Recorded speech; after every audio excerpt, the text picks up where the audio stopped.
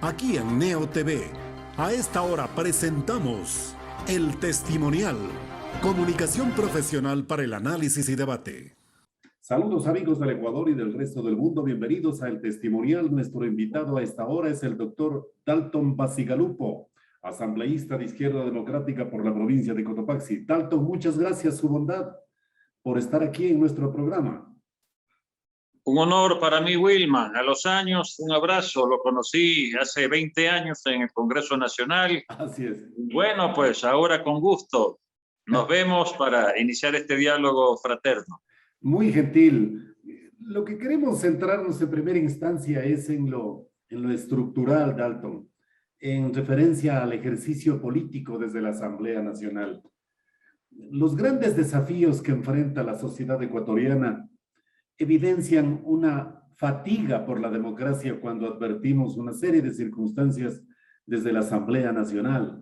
Y paralelamente también reflexionamos, Dalton, sobre la incursión de las tecnologías de información y comunicación que hace que haya una interrelación en un amplio espectro de la sociedad ecuatoriana, joven especialmente, que está muy distante de los partidos políticos y no es que los mira con indiferencia, los mira con preocupación, quiere expresarse, quiere participar y de repente no encuentra esos espacios. En lo global, en lo estructural, Dalton, ¿qué evaluación inicial tiene usted del tema planteado? Bueno, definitivamente ya hace muchos años la ciencia política ha estudiado y analizado este fenómeno de la apolitización. Es decir, el desinterés por la política de grandes segmentos de la ciudadanía, ¿no? Tal es el desinterés que incluso en sociedades desarrolladas como en los Estados Unidos, por ejemplo, la gente no participa pues mayoritariamente en los procesos electorales. El presidente de los Estados Unidos es elegido por aproximadamente pues el 30-35% de la población. Sí. Son fenómenos que se producen. No voy en estos momentos a pretender ensayar o repetir tesis que se hayan formulado para explicar esta apoliticidad, como se llama, pero existe, es un hecho real. Y en nuestras sociedades también, en vías de desarrollo, por así decirlo, se dan estas características, ¿no? Cada vez más hay un desencanto con la clase política, con las instituciones de los países, y no tan solo con el Parlamento Nacional. El Parlamento también es a propósito, es una de las instituciones desprestigiadas en todas partes del mundo. Sí. Pero bueno, sí, señor. Se dan esto con toda la institucionalidad, ¿no? No hay la creencia en la política, porque en muchos casos pues la política se ha corrompido, pues esa es una realidad también que lleva al descrédito y a que mucha gente se desinterese porque no ven tampoco que los políticos le resuelvan los problemas del día a día, ¿no? Por más énfasis, por más interés, por más decisión, un momento dado que haya, las realidades estructurales que tienen que manejar los gobiernos cada día son más complejas y difíciles y no siempre la respuesta de alguna manera se aproxima en algo a lo que se espera por parte de la ciudadanía que vota por los políticos, ¿no? Entonces, esa es una realidad operante, Wilman, en todas partes del planeta, ¿no? Si vamos también pues, al hecho de la vivencia autoritaria o dictatorial frente al sistema democrático, igualmente hay desencanto con las actitudes autoritarias, personalistas, con las dictaduras disfrazadas o abiertas, que tampoco resuelven los problemas de la población y que a su vez de pronto le quitan también el ejercicio de sus libertades, ¿no? Exacto. Veamos lo que está pasando en el continente, veamos esa desgracia que está viviendo Nicaragua con un nuevo intento, ¿no?, de repetirse en el poder por parte pues, de este matrimonio que ha asumido que es una suerte de monarquía que hay que seguir implementando en ese país y la única forma rápida y expedita que se han inventado para ganar las elecciones es encarcelar a todos los opositores, Sí. lisa y llanamente, y no pasa nada en el mundo, no pasa nada en América, y no pasa nada. Entonces le digo, es verdad lo que usted anota. Entonces, en el país también hemos vivido de desencanto en desencanto, porque también el país está atravesado por, en su clase política, por hechos clamorosos de corrupción, ¿no? Corrupción, 14 años, para hablar de los últimos 14 años del correo morenismo, que esperamos se supere con la actual administración del presidente Lasso. Corrupción en una asamblea donde más del 50%, hablo de la asamblea pasada, pues estaba indiciada por corrupción. Corrupción que comienza a aparecer en la actual Asamblea Nacional y que hay que enfrentarla con total decisión. Y para eso estamos quienes hemos vuelto a la política después de algunos años de retiro, mi estimado Wilma. Así es, Dalton. Pero esas circunstancias del hecho de que todos tengan el mismo problema en el escenario político, de alguna manera, Dalton, aumenta las tensiones y demandas de los actores sociales, especialmente de los desprotegidos. Y por eso el sector político debe dar una respuesta. ¿Cuál debería ser aquella? Evidentemente no será a corto plazo, pero sí tiene que haber un cambio, una transformación, inclusive democratizar los espacios de participación de otros actores sociales alrededor de los partidos políticos. ¿O cree usted que debemos buscar otra figura, que sean movimientos sociales, que sean observatorios los que tengan esta participación? Bueno, tenemos una estructura político-electoral que tenemos que encauzarnos por esa línea, Dalton. Yo creo que lo fundamental, Wilma, es redoblar los esfuerzos por mejorar nuestras costumbres políticas, por revalorizar la ética y la moral pública. Y ese es un ejercicio que tenemos que hacerlo quienes estamos actuando en la vida pública. Ese es un desafío que tiene, por ejemplo, el actual presidente de la República. Él tiene que dar señales muy claras como jefe del Estado, como el hombre que representa a los ecuatorianos, de una integridad y de una honestidad absoluta en el ejercicio del poder. Sus ministros tienen que ser ejemplo de ética y moral pública, porque cuando la ciudadanía ve, ¿no?, que hay gente honesta, decente en las altas esferas del poder, eso se irradia a la administración, que también se supone está atendida por gente de buen nivel ético, y eso sigue bajando, por así decir, esa imagen o esa irradiación hacia la ciudadanía en general, que ve en la gestión de sus mandatarios principios que ellos se vienen a observar, porque cuando hay el mal ejemplo desde la primera magistratura y resulta pues que la corrupción viene desde la misma presidencia de la República, sea por el caso INAPaper, sea por el caso de Arroz Verde, sea por el caso que sea de los últimos años, comienza a desinflarse también los resortes éticos o a desajustarse los resortes éticos en el resto de la administración. Pues si el presidente es corrupto, ¿por qué el ministro no tiene que ser corrupto? O sea, ¿con qué parámetros de orientación actúa esta gente? Siempre salvando las poquísimas excepciones, porque no son muchas, las poquísimas excepciones que habrá que salvar. Pero en la generalidad, les digo, este ambiente de corrupción va creando una, ¿qué le digo?, falta de convicción de pronto en la ciudadanía de que respetar los valores y los principios no es negocio, por decirlo así entre comillas, ¿no? Entonces, se aflojan los resortes éticos en la sociedad y contra eso hay que luchar, dando ejemplo y testimonio de decencia allí donde nos toque actuar, así estemos en minoría, pero dando ejemplo desde esa minoría para reflejar e irradiar que las prácticas de decencia política y de ejercicio de ética y moral pública sí sirven, ¿no?, para efectos de la política que resuelve los problemas, porque quien perjudica al Estado ecuatoriano con sobreprecios y con una serie de actos delictivos, lo que le está robando salud, educación y servicio público a los más pobres del Ecuador. O sea, esa es la desgracia, ¿no?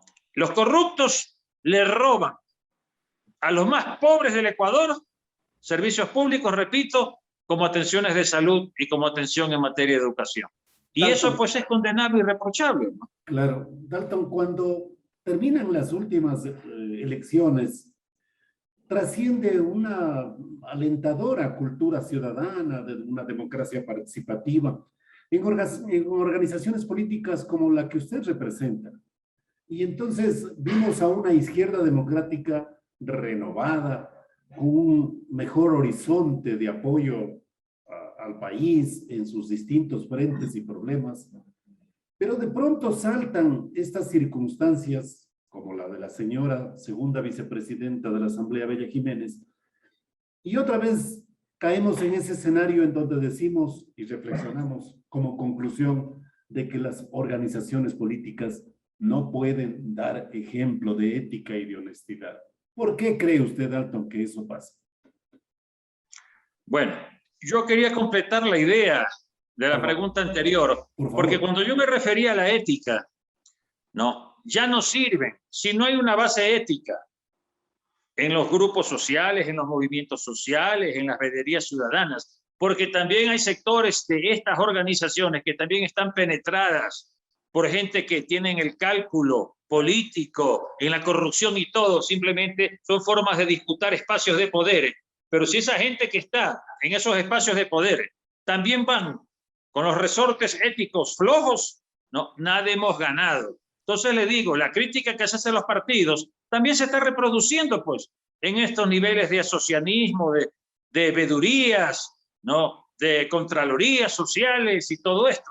Entonces, cuando todo esto está corrompido, ¿no? La sociedad está en un grave deterioro, ya le digo, y a eso quería referirme, ¿no? No es solo cuestión de los partidos, también hay gente que ven estos mecanismos fuera de los partidos y que critican los partidos, ¿no? Es para que le den oportunidad a ellos para algún momento dado también repetir actitudes inéticas y actitudes inmorales. Por eso le digo, el gran drama de la sociedad ecuatoriana es que se han aflojado estos resortes éticos y morales. En cuanto al asunto de los partidos somos el reflejo de la sociedad.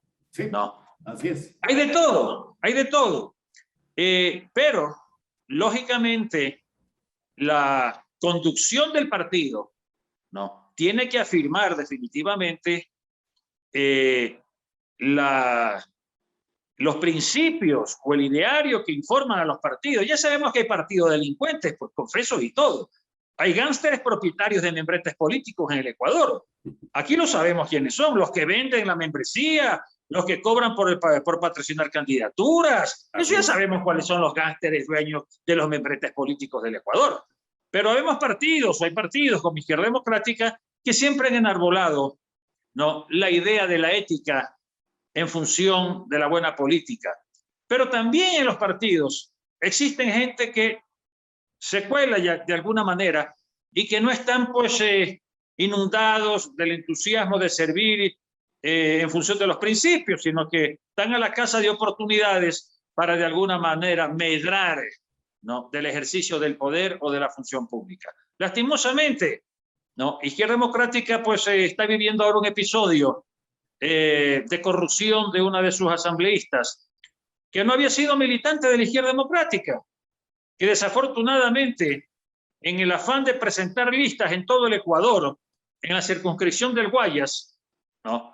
Resulta que no teniendo un candidato muy representativo a la mano por la gente que hace militancia tradicional en el partido, los dirigentes en el Guayas se avinieron a incorporar personajes de última data que incluso tenían un pasado vinculado al correísmo, al movimiento Alianza País, como es el caso de la asambleísta Bella Jiménez, ¿no? Nosotros le abrimos de buena fe las puertas a esta señora y resulta que esta señora pues ha tenido una agenda oculta, ¿no? En materia de corrupción y utilizó al partido, porque de eso se trata, utilizó al partido y los dirigentes nuestros se dejaron utilizar por esta corrupta que llega con nuestro patrocinio a la Asamblea Nacional, se la eleva a una dignidad de vicepresidenta de esa institucionalidad y resulta que comienza a operar de una manera inética, inmoral, gestionando cargos públicos a cambio de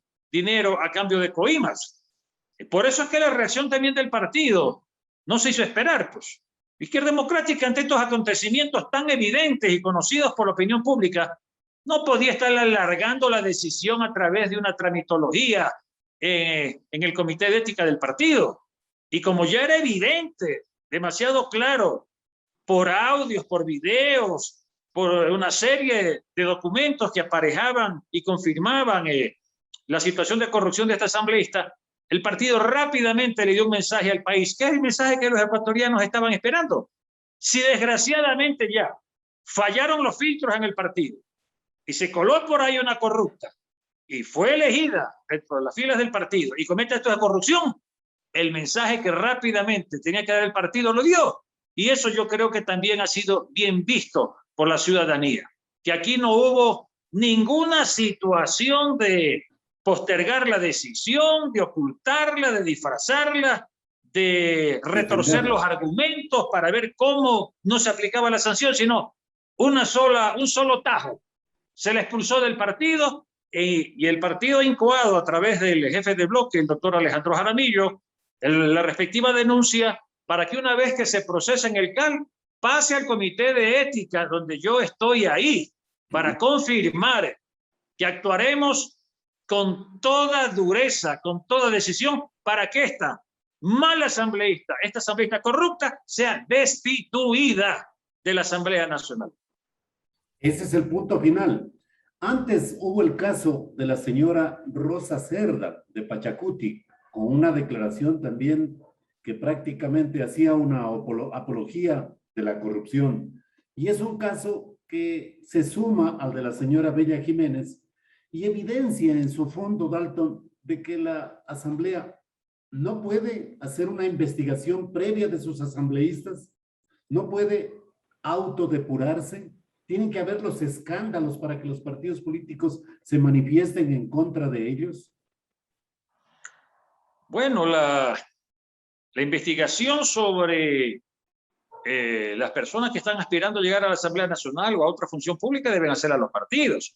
Aquí ha habido una falla del partido y el partido lo reconoce. Izquierda Democrática ha pedido disculpas al país porque es una falla del partido, de los dirigentes del partido en la provincia del Guayas, que no hicieron la criba suficiente sobre los antecedentes de esta señora Bella Jiménez y que posibilitaron pues que con su inscripción y todo, que el día de hoy pues estemos nosotros abocados a este escándalo, que tenemos que enfrentarlo con toda decisión y yo creo que lo hemos enfrentado como la opinión pública lo estaba demandando. Expulsar violentamente y rápidamente porque las pruebas, la carga probatoria contra ella es totalmente contundente. Entonces no cabía, así nos digan que no hemos respetado el debido proceso, eran tan evidentes las pruebas que era contra el conocimiento nacional, no cabía demorar una decisión que el país la demandaba urgentemente en un partido que se precia de enarbolar los valores éticos en la política ecuatoriana. Entonces, la autodepuración en la Asamblea viene por el hecho de que cuando aparece una inconducta clara en un asambleísta, no hay espíritu de cuerpo, sino que la Asamblea la sanciona. Tenga la seguridad, ¿no?, que la autodepuración en materia de separación de un asambleísta por la actual Asamblea Nacional, este va a ser el primer caso. Y en el segundo caso, ¿no?, del asambleísta del Roben Bien, si bien no tenemos, en el caso del CAL, mecanismos legales para separarla o destituirla, porque no estaba contemplado en la ley orgánica de la función legislativa, a nadie se le ocurrió que algún día un asambleísta iba a hacer una apología de la corrupción y del delito. Nadie pudo imaginarse, como nadie pudo imaginarse que íbamos a tener un día un contralor preso despachando desde la cárcel. Sí, o sea, son casuísticas que a nadie se le vino en la cabeza cuando hicieron las leyes para estos casos. Y en el caso de la ley orgánica de la función legislativa, la falta de esta señora aparecería ahí como una falta administrativa leve, pero la gravedad de lo que ella manifestó en sus declaraciones, ¿no?, debería aparejar igualmente una sección grave, que sería la separación o destitución de la Asamblea, pero no lo permite la normativa. Por eso, algunos miembros del Comité de Ética vamos a pedir la renuncia de Rosa Cerda, porque mientras esa señora esté al interior de la Asamblea Nacional, será motivo de estigma y deshonra del Parlamento ecuatoriano. Ese es el punto, Dalton. No hay la suficiente legislación para actuar con la inmediatez que corresponde frente a los casos que se denuncian. ¿Es correcta la apreciación? Es evidente, pues, porque si hubiera la legislación correspondiente en consonancia con la gravedad de lo declarado por esta señora, debería ser expulsada y destituida de la Asamblea Nacional, pero no existe esa normativa. Pero ya le digo, nosotros vamos a insistir en que esta señora constituye un estigma y una deshonra en la Asamblea Nacional y que tendrá que ser separada. Ya Pachacuti se hará cargo de su problema y verá cómo le da una respuesta al país sobre la presencia deshonrosa de Rosa Cerda al interior de la Asamblea Nacional. Ahora, Dalton, poco se investigó, casi nada se ha hecho en estos 100 días estimativamente de gestión de la Asamblea Nacional respecto de la Asamblea anterior, en donde el reparto de hospitales fue evidente como parte de una conversación política desastrosa para la moral pública de la nación. No se investigó. Entonces, hay el temor, hay el riesgo, por lo menos en los chats que se observa de la señora asambleísta Jiménez, de que ese tipo de conversaciones, de negociaciones, de asumir cargos, de gestionarlos a favor de sus adláteres, de sus más próximos, con el gobierno de turno, parece que persiste y no parecerían ser casos aislados. Dalton, ¿qué propone usted como miembro del Comité de Ética precisamente para desarrollar una investigación y un pacto de moral pública con el gobierno nacional para que se evite ese tipo de negociaciones? No lo digo que Guillermo Lasso lo está llevando adelante, pero puede ser que la tentación persista, Dalton. Es una realidad que opera en la política nacional. Hay personas que dejan sus bancadas legislativas por diferentes razones, algunos porque aspiran a tener pues cuotas de poder en su provincia o cosas parecidas. Exacto. Esa es una realidad de la política nacional. En cuanto a la bancada de Izquierda Democrática, quiero hablar ahora por la bancada de Izquierda Democrática, nosotros hemos sido muy firmes frente al gobierno y cuando nosotros integramos junto a la bancada de gobierno de Pachacuti una mayoría para designar las dignidades parlamentarias y prometer al país una instancia de colaboración más que de obstáculo, de obstrucción hacia el gobierno nacional, nosotros sabíamos que no estábamos nosotros conformando una bancada gobernista, sino una bancada colaborativa dentro de los objetivos nacionales que podíamos nosotros apoyar de creer lo necesario, con la misma visión que puede tener el gobierno, pero también con la libertad para discrepar y para proponer rectificaciones al mismo gobierno. En uno de estos diálogos con el fallecido exministro de gobierno, César Monge, lamentable hecho que enlutó al país, Sí, señor. se le dijo muy claramente, yo no estuve presente en esa reunión, pero algunos miembros de la bancada tuvieron ese intercambio con César Monge, muy claramente de que nosotros no íbamos a tolerar prácticas de, llamemos de presionar por distintas maneras el interés de algunos legisladores para que dejen nuestra bancada y vayan a apoyar la mayoría o la bancada esta del gobierno nacional, que no es estrictamente de Creo, hoy le hablan ya de la bancada del Acuerdo Nacional, donde durante algunas semanas se comenzaron a sumar sí, algunos disidentes de algunas bancadas. Así es. Nosotros fuimos a exigir de que estas cosas no pueden ser así porque la conducta colaborativa, abierta de nuestra bancada y del partido para el gobierno podía un momento dado desajustarse porque tampoco íbamos a permitir, ¿no?, que estén de alguna manera corrompiendo a elementos integrantes de la bancada de Izquierda Democrática, ¿no? Así que ese mensaje de nuestra bancada lo hemos dado. Ya mediante diálogos y mediante la oportunidad de los momentos políticos en que la señora Yori, que es la presidenta de la Asamblea, y el presidente de la República puedan intercambiar opiniones, es importante igualmente que se haga llegar desde el Parlamento Nacional esta preocupación para que el gobierno sepa que no es el mejor modo de concertar voluntades, porque más bien pueden crear instancias de conflicto y de antagonismo con los actores legislativos. ¿Qué nueva agenda bilateral entre la Asamblea y el Gobierno Nacional se viene? Digo yo, ¿qué agenda viene? ¿Con qué puntos? Con el propósito de que sean unas grandes oportunidades para transparentar este tipo de conversación y apuntar hacia el mismo horizonte, Asamblea y Gobierno Nacional. Solamente le pongo un ejemplo, el tema de nuevas concesiones mineras, quizás reformas constitucionales, el mismo tema de la proforma presupuestaria, en fin, son aspectos que tienen que generar una aproximación entre la Asamblea y el Ejecutivo, Dalton, pero también son oportunidades en donde la Asamblea puede demostrar que está hecha con gente de calidad moral como la suya, Dalton. Vea, nosotros hemos saludado la práctica del actual ministro de Gobierno, que hace unos días atrás se reunió con las bancadas para socializar, por ejemplo, el contenido de las reformas a la Ley de Educación Superior.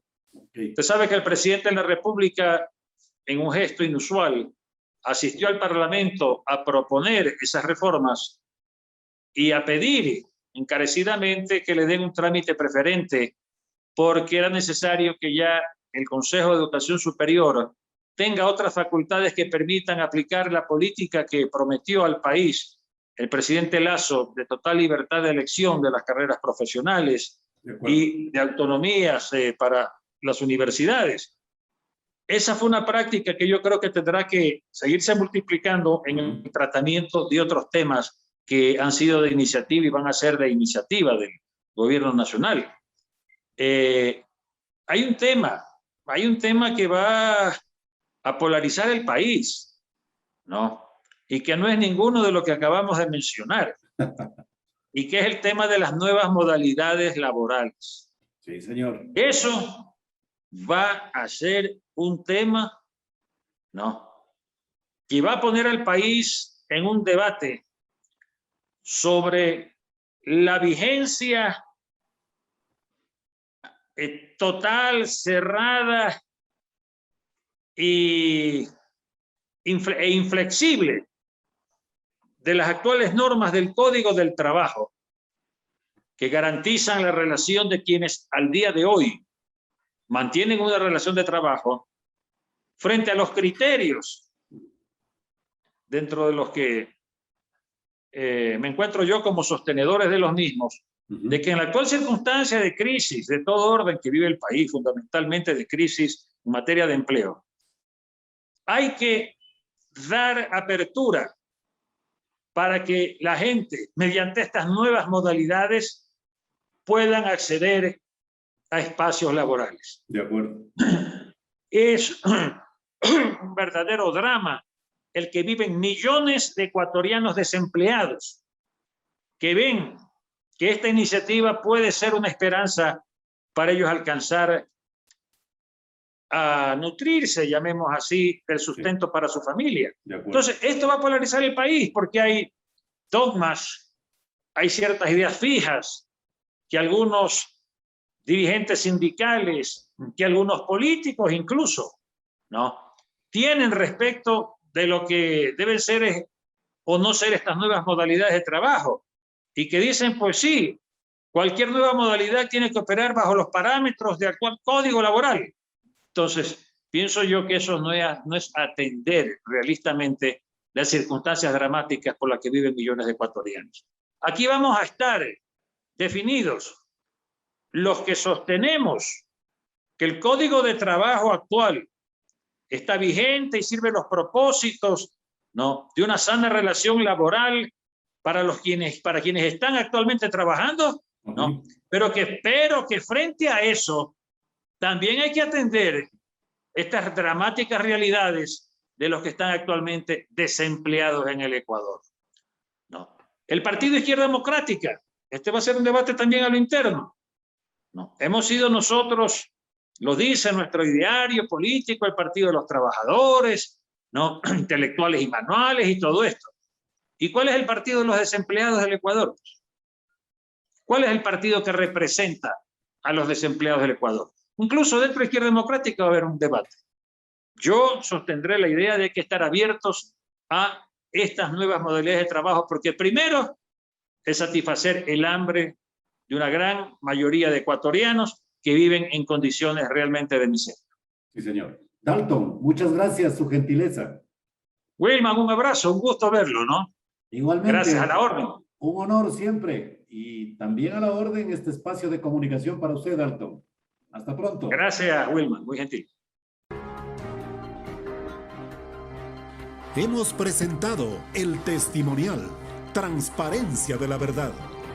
De lunes a viernes desde las 18:30.